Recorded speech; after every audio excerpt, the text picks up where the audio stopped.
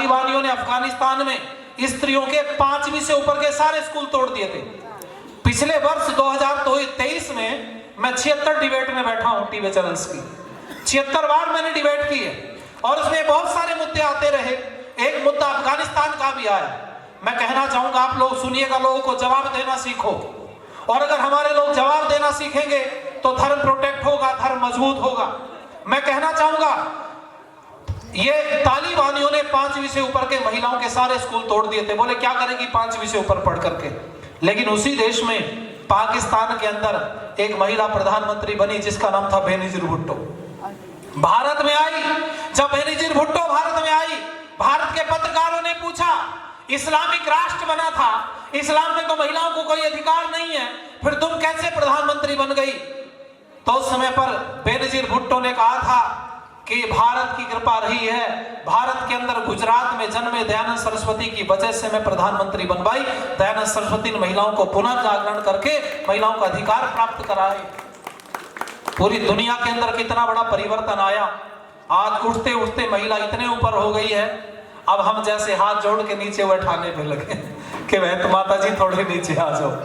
कितना विकास किया माताओं ने, आप सब जानते हैं। पुरुष किसी परिवार का संचालन नहीं कर सकता। मैं गणित दिया करता हूं और वो मेरा गणित ये है कि कोई भी राष्ट्र राज्यों से बनता है। राष्ट्र के अंदर राज्य होते हैं, राज्यों को मिला करके राष्ट्र बनाया जाता है। कोई राष्ट्र राज्यों से बनता है, कोई राज्य जिलों से बनता है, कोई जिला तहसील से बनता है और तहसीलें परगने से बनती हैं, परगने ब्लॉक से बन जाते हैं और ब्लॉक पंचायतों से बनते हैं और पंचायतें गांवों से बनती हैं। गांव परिवार से बनता है, परिवार घरों से बनता है और घर गृहिणी से बनता है। स्त्री जहां होती है वहीं से पूरा राष्ट्र पैदा हो जाता है। हमारे यहाँ कहा जाता है गृहिणी गृह उच्यते, गृहिणी होगी तो घर बोला जाएगा और गृहिणी नहीं होगी तो उसको घर नहीं बोला जाएगा। ये इतना बड़ा आश्रम है गुरुकुल, इस परिसर में कहीं खड़े होकर के कह सकते हो कि घर है? कहीं नहीं कहा जाता। यहाँ क्या नहीं है, यहाँ रसोई भी है, तुम्हारे घर से बड़ी रसोई बनी हुई है यहाँ पर, एक का तो आज ही उद्घाटन हुआ। आपके यहाँ लैट्रिन बाथरूम 2-4 बने होंगे या 150 बने होंगे, आपके घर पर कमरे 2-4 होंगे या 10-20 होंगे। ऐसी कौन सी चीज नहीं है जो तुम्हारे घर पर और यहाँ नहीं है? तुम्हारे घर गाड़ियां हैं तो यहाँ आश्रम में भी गाड़ियां हैं, लेकिन इसको घर नहीं कह रहे हैं। क्यों? क्योंकि यहाँ पर कोई पति पत्नी घर की तरह से नहीं रहते हैं। यहाँ आश्रम कहा जा सकता है, इसको धर्मशाला कह सकते हैं, गुरुकुल कह सकते हैं, विद्यालय कह सकते हैं, लेकिन घर नहीं कह सकते। क्योंकि गृहिणी होगी तो घर होगा, गृहिणी नहीं है तो कोई घर घर बोलो नहीं। इसको घर नहीं कहा जाता क्योंकि स्त्री नहीं रहती कोई इस तरह से। और मैं कहूंगा आप लोगों से, माताओं, बड़ा अधिकार है आप लोगों के हाथ में। आप परिवार को चाहो तो ऊपर उठा सकती हो और चाहो तो नीचे गिरा सकती हो। एक नौजवान मेरे जैसा निकला, उसने कहा महिलाओं के विषय में जानना है, तो किसी समझदार व्यक्ति ने कहा नारी है कि सारी है कि सारी है कि नारी है कि नारी ही की सारी है कि सारी ही की नारी है। बोले समझ में नहीं आया मामला? बोले बस स्त्री यही है जो समझ में नहीं आती है। उसने कहा समझना चाहता हूं, बड़े ध्यान से सुनिएगा। नौजवान घर से निकल गया, समझदार था, पढ़ा लिखा, युवा अवस्था में जवान। जब निकला घर से कि महिला को जानना है महिला क्या है। एक बहन जी सुंदर सी स्त्री वस्त्रों को सुसज्जित करके शरीर को ढके हुए पानी लेने के लिए घड़ा सर पर रखा और कुएं की तरफ चली गई घड़ा भरने के लिए। जब वो घड़े भरने के लिए वहां पर कुएं पर खड़ी हुई तो ये नौजवान उसको हाथ जोड़ करके कहने लगा कि मैं स्त्री को जानना चाहता हूं, स्त्री क्या है? तो उसने कहा 2 मिनट रुक, अभी बता देती हूँ स्त्री क्या है। इसने तो बोला स्त्री क्या है। इसने एक घड़ा पानी निकाला उसमें से, कुएं में से, घड़ा भर करके रख गया डोल से और घड़ा रख करके कुएं की मेड़ पर और शोर मचाना शुरू कर दिया, बचाओ बचाओ बचाओ बचाओ, अगर कोई मेरी आवाज सुन रहा हो तो दौड़ करके आओ, मेरे प्राण संकट में है, मुझे बचाओ। बस इतना कहना था। आसपास के खेतों में काम कर रहे किसान खाली हाथ नहीं आए, किसी के हाथ में डंडा है, किसी के हाथ में लाठी है, दौड़ करके चले आ रहे हैं। ये जब दौड़े आ रहे हैं, इस नौजवान ने हाथ जोड़ लिए और कहा बहन पैर पकड़ लूंगा, मेरी क्या गलती हुई, मैंने क्या कहा तुझे? बस इतना ही तो पूछा था कि स्त्री को जानना चाहता हूँ, स्त्री क्या है? इसने कहा भी बता तो रही हूँ स्त्री क्या है, 1 मिनट रुक जा जरा, आने दे लोगों को जरा। स्त्री को जानना चाहता है। जब इसने देखा लोग दौड़े चले आ रहे हैं, वही महिला ने जो घड़ा पानी का भरा था उसको अपने ऊपर उड़ेल दिया और भीग गई। और भीगने के बाद में ये कांप गया, नौजवान हाथ जोड़ के कांप रहा है। इसने कहा बहन बस किसी तरह क्षमा कर दे, कुछ मत बोलना। इसने कहा आने दो, लोगों को जरा बताती हूँ कि महिला क्या है, स्त्री क्या है। जब लोग आए दौड़ करके लोगों ने पकड़ लिया, दो ने इधर से पकड़ा, दो ने इधर से, और दो ने उठाया डंडा। इस महिला ने कहा इस बेचारे को क्यों मारते हो? लोगों ने कहा तू ही तो कह रही थी बचा बचा बचा। तो बोले मैं ये थोड़ी कह रही थी कि इससे बचा। बोले मतलब क्या? कहने लगी मैं कुएं में गिर गई थी, ये ना होता तो मुझे कौन बचाता, मैं तो डोर पकड़ी तब इसने निकाला बेचारे ने मुझे, ये तो मुझे बचाने वाला नौजवान है। अब तुम तो अब दौड़ के आ रहे, पहले तो इसने ही मुझे बचाया। अब बताओ अगर ये शब्द ना बोलती और कुछ भी ना बोलती और रोना शुरू कर देती तो लोग इसको जिंदा छोड़ते क्या? बोलो जरा। पूछते नहीं कि हुआ क्या है, कोई पूछने वाला नहीं था। अच्छा पुरुष ही पीटने वाले थे, पुरुष ही पीटने वाला था, और शोर बचाने वाली कौन थी? बोलो जरा। समझ में आ गई स्त्री क्या है? इसने कहा समझ में आया स्त्री क्या होती है? बोले ना। कहने लगे सुन ले, जिसको चढ़ाने पे आए आसमान में पहुंचा दे, जिसको गिराने में आए मिट्टी में मिला दे, स्त्री होती है। और मैं आप लोगों से भी कहना चाहूंगा, आपके पास में माताओं अधिकार है बड़े, इन अधिकारों का जीवन में सदुपयोग करना, दुरुपयोग मत करना। अगर अपनी ताकत लगाना चाहते हो तो किसी को उत्थान में लगाओ, किसी के पतन में, किसी को गिराने में अपनी ताकत का प्रयोग मत करना।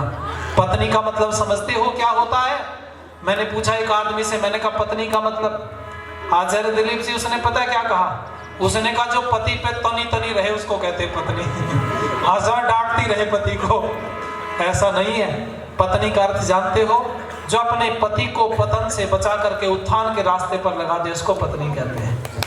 अभी देखो चौहान बहन जी ने अपनी भी इज्जत बढ़ा दी और अपने पति की भी बढ़ा दी। वो चलते चलते बोल दिया बहन जी ने, कहने लगे नहीं मेरे पति बहुत समझदार है, भोजन बना लेते हैं। अच्छी बात है, हाथ बटाना चाहिए। पर मैं आप लोगों से कहूंगा माताओं, देखो आप जब एक जगह से दूसरी जगह विवाह होके जाती हो, मान लो यहाँ छत्तीसगढ़ी आप बोलते हैं और छत्तीसगढ़ में विवाह हुआ, और आपको अगर उड़िया भाषा के क्षेत्र में विवाह हो गया, 1 महीने बाद आप अपनी ससुराल से आई, तो बोलो भाषा बदल जाती है या वही रहती भाषा? बोलो जोर से बोलो जरा। बदल जाती है, ये कला है माताओं की। अच्छा पुरुष की शादी चाहे अमेरिका कर दो है, बोलेगा मोलाई, अपनी भाषा बोलेगा, और फिर और बोलने के बाद बोलेगा छत्तीसगढ़िया, सबले बढ़िया है ना।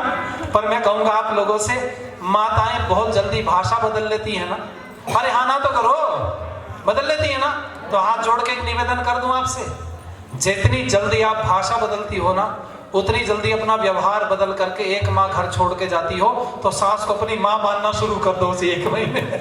बोलो व्यवहार बदल सकते हो कि नहीं? अगर आपने व्यवहार बदल दिया तो घर का झगड़ा खत्म हो जाएगा। और ये गीत की लाइनें आपको आनंद देगी, मेरे साथ मिलकर के गुनगुनाइए, अच्छा लगेगा। किसी को हानि ना पहुंचे तेरी वाणी से,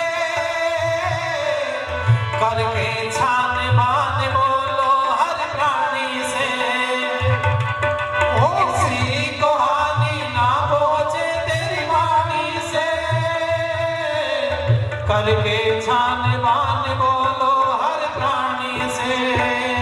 घाव भर जाता है गोली का, घाव नहीं भरता है गोली का। घाव भर जाता है गोली का, घाव नहीं भरता है गोली का। अरे बिन सोचे समझे जो बोले उसको पड़ता रोना। ओ हो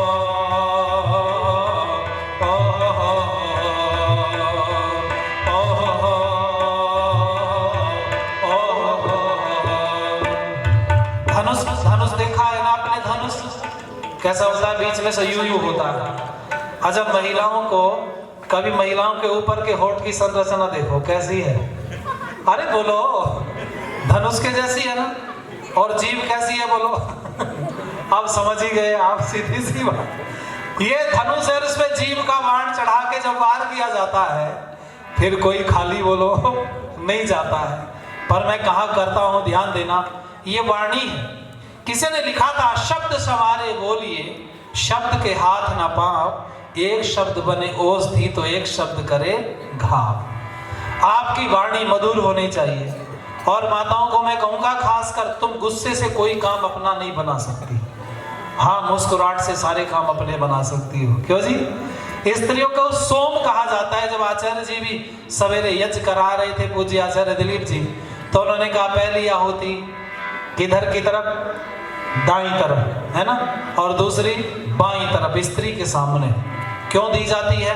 पहली आहुति अग्नि स्वाहा, पुरुष की शक्ति का नाम अग्नि, और स्त्री के लिए कहा जाता सोमाय स्वाहा, स्त्री की शक्ति का नाम सोम। सौम्यता, मुस्कुराहट, नम्रता, विनम्रता, ये कितने सारे पर्यायवाची शब्द हैं। अगर आपके पास विनम्रता है ना माताओं, तो पूरा घर टूटा हुआ भी एक हो जाएगा। और आप अगर कैड़ा बोलती हो, उल्टा सीधा बोलती हो, गाली निकालती हो, गुस्से में रहती हो, कई माताओं को मैंने देखा हंसने की बात भी गुस्से में बोलती है। और कई माताओं को देखो घर में अगर कुछ बोल दो तो फिर आगे से बोल तो क्या हो गया, सारा मामला गड़बड़ हो जाता है। इसलिए कहूंगा, गृहस्थ आश्रम को आनंदित रखने में,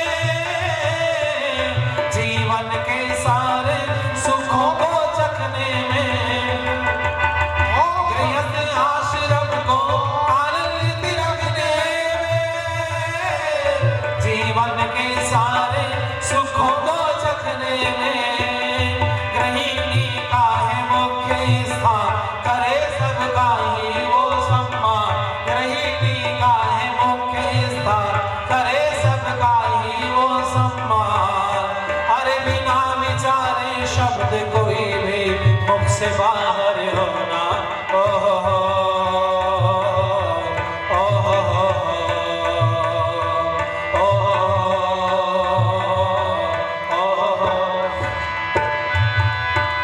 मधुर वचन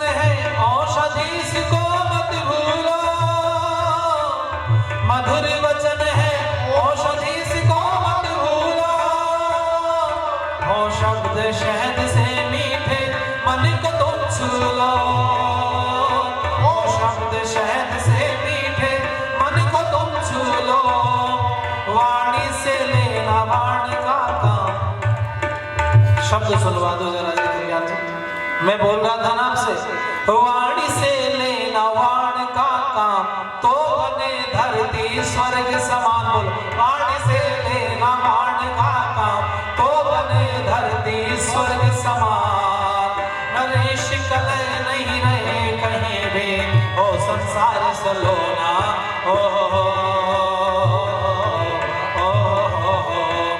सबसे मीठे वचन सुना कर मन में हर्षित होना, अरे सबसे मीठे वचन सुना कर मन में हर्षित होना, अरे बोल के कड़वे शब्द किसी का चैन कभी मत खोना। ओ हो